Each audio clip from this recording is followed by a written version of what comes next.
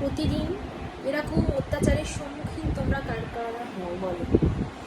এরকম চুল টানা, খামচে দেওয়া, লাথি মারা, চোখ নাক মুখে হাত দিয়ে ঘুষি মারা, কি আর কোনো কাজ নেই? বাপরে বাপ, যত বড় হচ্ছে তুমি এগুলো শিখছো না কেন? চুল টানছো কেন তুমি? আর এগুলো বেশিরভাগ হয় মাদের সাথে, তাই তো?